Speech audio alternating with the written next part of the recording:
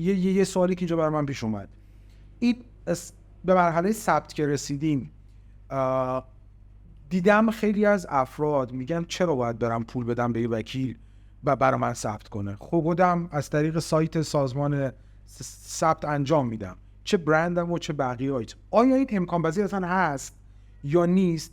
و اینکه چه پیشنهادی داری براش که آیا اصلا این کارو بکنن یا نکنن؟ این امکان پذیری که خودشون بخوان این کار رو انجام بدن و خیلی از وکلا اصلا ثبت شرکت و اینها انجام نمیدن، چون یک کار روتین اداریه و شرکت هایی وجود داره که این کار رو میکنن که وکیل هم دارن توی شرکتشون. یک کار روتین اداریه، چون اونها به واسطه سابقه زیادی که توی این کار دارن از اتلاف وقت و هزینه پیشگیری میشه. طرف حداقل 200 تا 300 تا شرکت ثبت کرده، دیگه میدونه مسیر چیه. شما میری یک هزینه رو پرداخت میکنی، بهت میگه مثلا 2 هفته دیگه، 1 ماه دیگه مثلا روزنامه‌اش دستته و ثبت میشه، تمام میشه. و من انتخاب خودم اینه که واقعا کار رو به شرکت‌ها بدم انجام بدن و خودم به نسبت هزینه رفت آمد و انرژی و زمانی که میخوام بذارم، چیزی که شرکت‌ها اعلام میکنن واقعا منطقیه. پس پیشنهاد تو همینه. خب ما ثبت کردیم، برندمون رو هم ثبت کردیم، شرکتمون رو هم ثبت کردیم و تمام موارد رفتیم. از اینجا به بعد دیگه وارد یک سری پروسه‌های قانونی تر میشیم، یعنی خیلی سفت و سخت‌تر قرار کار بکنیم. الزامات اینجا کجاست؟ توجه به امور مالیاتیه. به خصوص الان، سالهای گذشته اینجوری نبود، ولی الان روی مالیات خیلی فوکوس کردن و مالیات خیلی مهم شده. همون ابتدای کار یک بیزینس باید یک متخصص در امور مالیاتی رو کنار خودش داشته باشه که بهش پیشنهادهایی بده در حوزه مالیاتی که بتونه مالیات رو بیاره پایین و در موعدهای مقرری که وجود داره اون اظهارنامه‌ها ارسال بشه و بتونن از اون مزایایی که ارسال اظهارنامه داره و اون تخفیفاتی که اعلام میشه و معافیت‌هایی که وجود داره توی قانون مالیات بتونن استفاده بکنن. وگرنه بعد از 1 سال 2 سال میبینن که هر آنچه در آوردن رو حتی مالیات نمیپذیره، میگه اصلا برای من منطقی نیست، شما این بیزینس رو راه انداختی و مثلا درآمدت اینقدر بوده، اسنادت سوریه و یک سری داستان‌ها باید برید توی بحث اثبات این قضیه. همون ابتدا باید به کسی که متخصص توی امور مالیاتی کنارشون باشه که راهنماییشون بکنه چجوری این مالیات رو پایین بیارن. تجربه خود من ثابت کرده که خیلی از بیزینس‌ها که باشون حالا کار می‌کردم و به عنوان مشاور کنارشون بودن، دنبال راه در رو بودن، همیشه دنبال راه در رو بودن. ولی از دیدگاه خود من همیشه شفافیت خیلی میتونه هزینه‌های سربار ما رو کمتر بکنه. از این شرکت‌های دو دفتره، فعالیت‌های برای اینکه ما از چشم مالیات در برن، به نظر من همه چی رو شفاف هر فردی انجام بده، تیر ماه یا خرداد ماه اظهارنامه‌اش رو شفاف بده، هزینه‌های مالیات کمتری رو پرداخت کنه نسبت به اینی که بخواد در بره یه جا بالاخره اون انبرده است مالیات خیرشو میچسبه و نمیذاره در. غیر از مالیات چی؟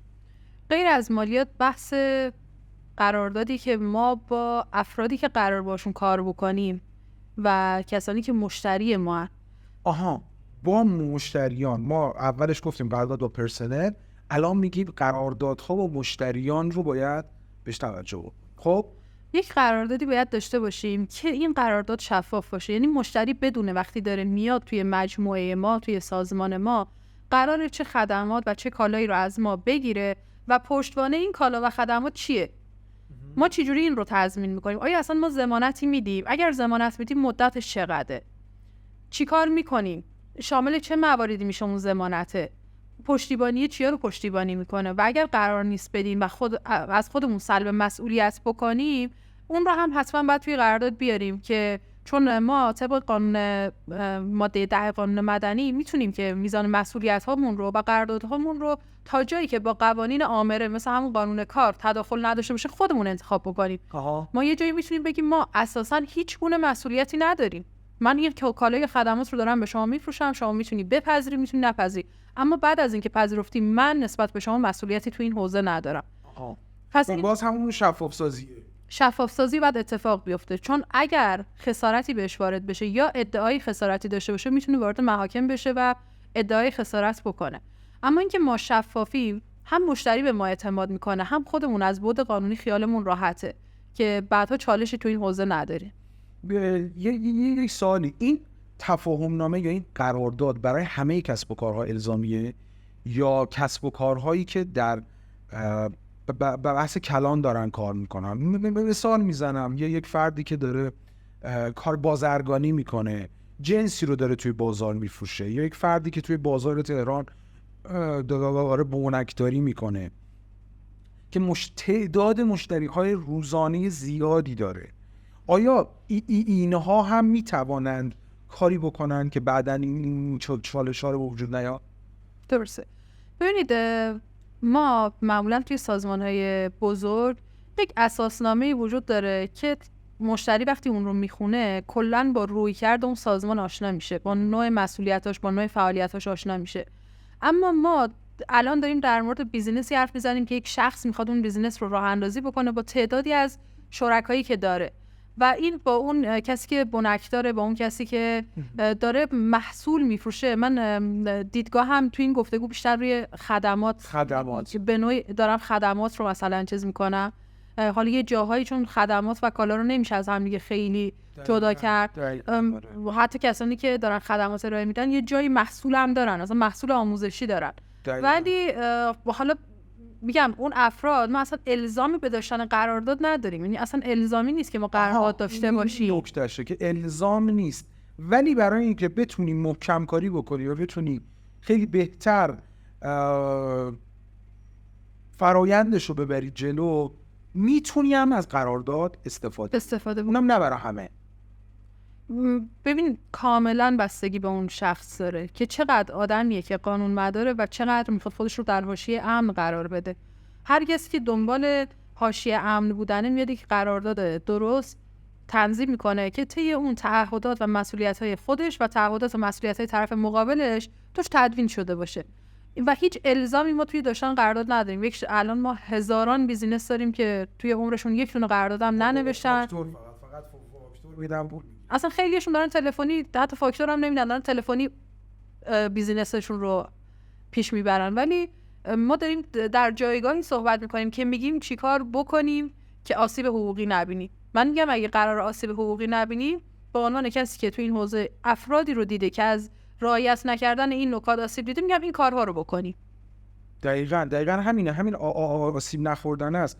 خیلیا اون قرارداد رو دوباره فکر میکنن اگر قرارداد بنویسن یا اگر حتی فاکتور بدن بعدا مالیات باید بدن، یا حتی اون تلفنی صحبت کرده. من دعاوی بسیار زیادی رو دیدم توی سازمان‌ها، تو خیلی از کسب و کارها که اصلا قبول نمی‌کنن حرف همدیگه رو. یعنی شاید اون حرف بودنه خیلی مهمه، ولی وقتی به دعوا میکشه و وقتی به یک چالش ایجاد میشه دیگه حرف همدیگه رو قبول نمی‌کنن. من خودم یادمه توی شرکت بازرگانی نزدیک به 4 کانتینر جنس فروخته بودن فقط با پیش فاکتور، یعنی حتی فاکتور هم نزده بودن، یه پیش فاکتور ارسال کرده بودن که قیمت این 4 کانتینر اینقدره. بعد اومده بود زیر پیش فاکتور نوشته بود شما باید اینقدر پیش پرداخت بدی، اینقدر تو این شرایط. یعنی اصلا فقط اومده بود 4 خط زیر پیش فاکتور نوشته بود و اون فردم با این پیش فاکتور پرداخت زده بود و این محصول به دستش نرسیده بود. و هر چقدر به زمین و زمان میزد میگفت آقا پیش فاکتور اعتبار نداره.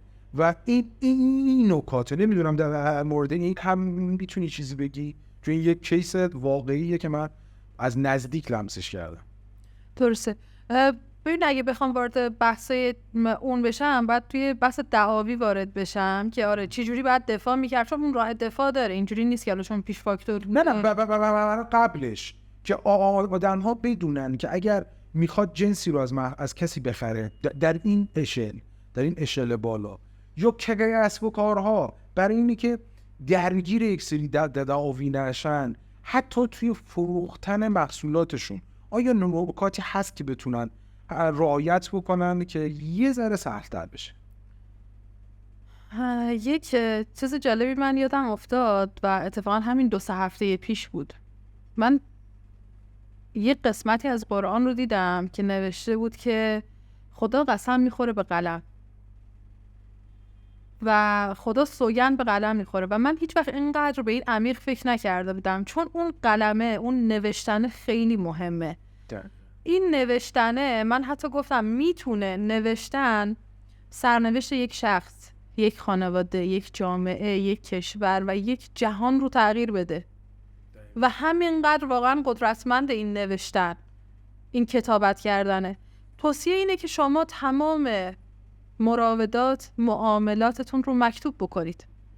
اینها رو مکتوب بکنید و یک نکته‌ای که میتونه خیلی کمک کننده باشه، 2 تا شاهد پای اون رو امضا بزنن که هر جا نیاز شد بهش استناد بکنید اون 2 تا شهود رو، چون شهادت شهود جزء ادله اثباتی ما توی قوانین ایران، بتونید به شهادت شهود اثبات بیارید و اون رو ثابت بکنید، به اون استناد بکنید و ازش استفاده بکنید. چقدر جالب. و این نوشتنه که میگن معجزه میکنه، اینجا هم واقعا معجزه میکنه که ما تمام موارد رو مکتوب بکنیم. نکته دیگه هست در مورد موارد حقوقی که از کارها بگی؟ چند تا نکته دیگر رو کوچولو بگم. یکی در مورد بحث مالکیت معنوی اون برندی که وجود داره، یعنی همون ابتدا میگن جنگ اول به صلح آخر، با شرکا، با افراد، با شرکای کلیدی در واقع مشخص بکنیم، بگیم که تکلیف این برند چیه. این مالکیت معنوی، این ایده رو من سامان دارم میارم، این مجموعه پل مال منه، مثلا فلانی فلانی فلانی که دارید تو این حوزه به من کمک میکنید، تهش این رو بدونید که من بابت زحمات شما دارم بهتون یک پولی رو پرداخت میکنم و زحماتتون نادیده انگاشته نمیشه، ولی این برند مال منه، مالکیت معنویش مال منه. همون اول مشخص بکنید، چون این رو هم جز اون مواردیه که بعد از سالها که برند پا میگیره، جون میگیره، بین طرفین اختلاف میشه. این میگه فقط برای من کارگرم بود، دستیارم بود، کمکم میکرد، اون میگه که نه، ما با هم دیگه شریک بودیم و این، چون ما الان برندهایی داریم که ارزش اسمی خود برند میلیاردها ارزش داره، یعنی بیشتر از ساختار و سازمان و مکان فیزیکی اون برند میارزه. به خاطر همین اون مالکیت معنوی رو ما ابتداً مشخص بکنیم، توی قراردادمون بیاریم، حق هر گونه طرح دعوا و ادعا رو همون ابتدا که اصلا برنده هنوز پا نگرفته، چون خیلی از برندها اصلا کسی فکر نمی‌کنه پا بگیره. اصلا اسنپ رو کی فکر می‌کرد یه روز اینجوری قول بشه، اسنپ بشه؟ همون ابتدا مشخص بکنیم تا زمانی که کوچیک ریزه، کسی بهش چشم طمع نداره، کسی که داره زحمت اون برند رو میکشه، مالکیت معنویش رو توی قرارداد برای خودش بیاره، حق طرح هر گونه دعوا و ادعا رو نسبت به اون برند از دیگران ساقط بکنه، میگه حق ندارید بیاید ادعا بکنید. این یه نکته است. نکته دیگه‌ای هم که باید توی موارد کسب و کاری که نوپان و حالا دارای یک ایده جدیدن و یا این که یک سری اطلاعات دارن نمیخوان به بیرون درس پیدا بکنه، قرارداد محرمانگیه. باید یک قرارداد محرمانگی با سایر پرسنل و یا افرادی که به عنوان مشتری با اینها کار میکنن منعقد بکنن که بگن اگر شما طبق این قرارداد محرمانگی باید مستقل باشه، چون اگر طی قراردادهای دیگه‌ای باشه، اون قرارداد اگر به هر دلیلی تاریخش تموم بشه، منقضی بشه، اینم از بین میره. یعنی حتما یه نسخه دیگری باشه، یک نسخه مستقل به اسم قرارداد محرمانگی. این رو میشه طی یک بند محرمانگی هم آورد و نوشت مستقل باشه، ولی بهتر و تخصصی تر و عاقلانه تر اینه که ما بیایم یک قرارداد مستقلی رو تنظیم بکنیم و شرط محرمانگی، شرایط محرمانه بودن رو طی اون قرارداد مشخص بکنیم، به تمام پرسنلمون، به افرادی که با ما کار میکنن توی بیزینس ما هستن ابلاغش بکنیم، بدیم امضا بکنن، بگیم که این اطلاعات تا فلان سال باید محرمانه بمونه، شما حق رقابت با من رو نداری، نمیتونی از این ایده من استفاده بکنی، این اطلاعات من رو نمیتونی به کسی بدی. حالا ضمانت اجرا هم مشخص میکنیم، چون یکی از باگ‌هایی که قراردادهای ما داره اینه که ما نباید هامون خیلی زیاده. این کار نباید. خب الان انجام داد، حالا چیکار کنیم؟ خب چی؟ اینجا ما ضمانت اجرا تعیین نکردیم.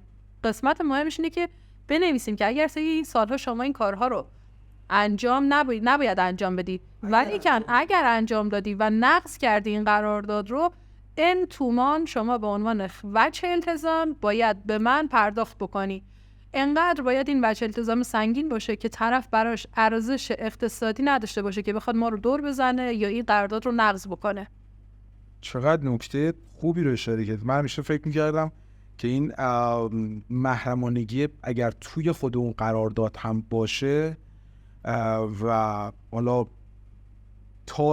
تاریخی براش توی اون بنده مشخص بشه کافیه، ولی الان دارم ازت میشنوم که باید حتما یه قرارداد جداگانه‌ای باشه و این نکته خیلی خوب. خب دیگه فکر میکنم که همه نکات رو گفتم و اگر چیزی الان دیگه به ذهنم نمیرسه ممکن حالا بعداً یادم بیاد. یادم. اول اینکه ممنونم ازت امروز وقت تو گذاشتی برای ما و به نظر من نکاتی رو امروز یعنی بررسی کردیم که میتونه یک بیزینس رو نجات بده از خیلی از اتفاقات ناگواری که اگر این نکات رو اجرایی نکنن میتونه باعث نابودی یک کسب و کار بشه، حتی یک فرد که در رأس اون سازمان قرار گرفته. برای صحبت پایانی اگر صحبتی داریم میشنوم. زنده باشید. امیدوارم که همه کسب و کارها پر از برکت باشه و همه رزقشون روزیشون حلال و راحت به دستشون برسه. مرسی ازت. مرسی از شما. ممنون که تا اینجا گفتگوی ما رو دیدید و شنیدید. منتظر برنامه‌های بعدی فولتیوی باشید. خدا نگهدار. خدا نگهدار.